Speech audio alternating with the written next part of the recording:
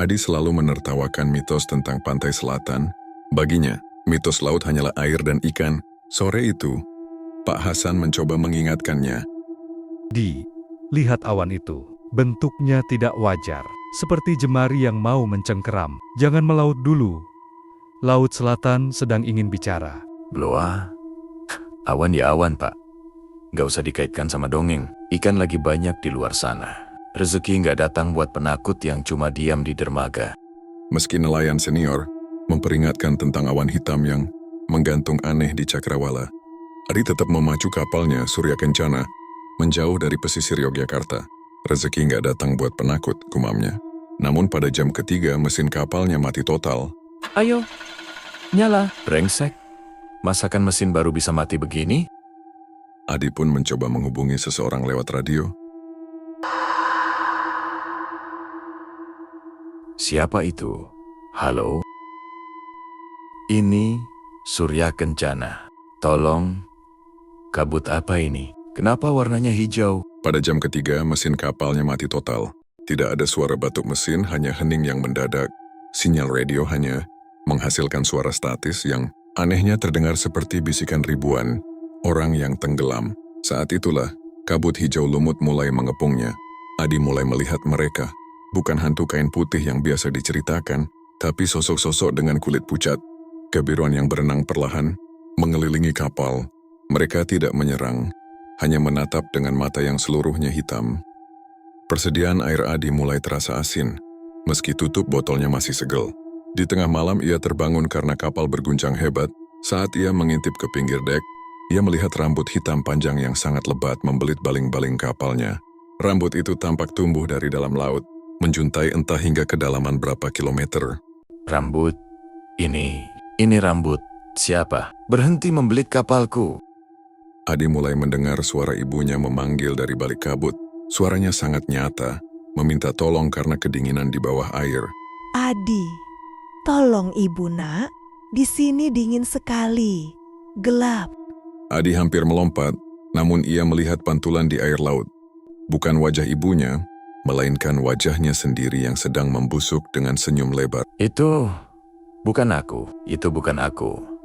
Berhenti, kepalaku mau pecah. Siapapun, ambil nyawaku. Sekarang aku tidak kuat lagi. Malam ke-12, langit berubah warna menjadi merah darah. Di kejauhan, Adi melihat sebuah istana megah yang muncul dari permukaan air. Namun istana itu terbuat dari susunan tulang belulang yang bercahaya hijau. Istana apa itu? Kenapa semuanya dari tulang? Aku di mana? Tuan, aku di mana? Ini bukan laut kita lagi. Musik gamelan terdengar sangat kencang, namun nadanya sumbang dan menyakitkan telinga. Ia menyadari bahwa ia bukan sekadar tersesat secara geografis, tapi ia telah melewati pintu ke dimensi yang tidak seharusnya dikunjungi manusia hidup. Hari ke-14, Adi sudah sangat lemah. Dehidrasi dan ketakutan membuatnya berhalusinasi.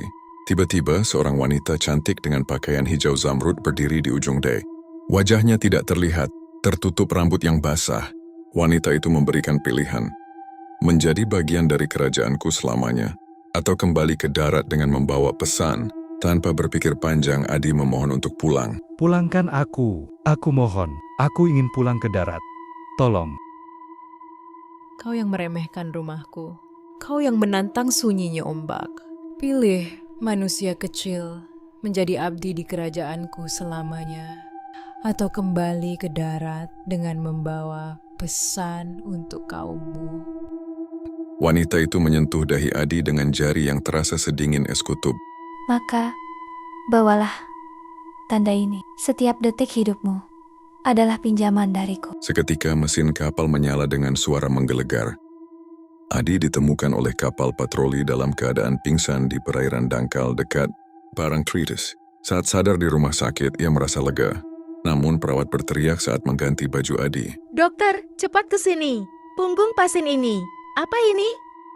Di punggung Adi, terdapat luka parut besar berbentuk tulisan kuno yang jika diterjemahkan berarti, 1 nyawa untuk setiap tahun kesombonganmu. Saat Adi melihat ke cermin, ia menyadari matanya kini seluruhnya berwarna hitam sama seperti sosok-sosok yang ia lihat di laut. Mereka bilang, "Aku selamat." Tapi saat aku melihat cermin, mataku bukan lagi milikku. Semuanya hitam, sedalam palung laut selatan. Dan yang paling aneh, matahari Yogyakarta terasa begitu dingin bagi kulitku. Aku pulang, tapi sebagian dari diriku tetap tertinggal di bawah sana. Dan yang paling mengerikan, ia tidak lagi bisa merasakan suhu panas. Tubuhnya tetap sedingin air laut di kedalaman terdalam.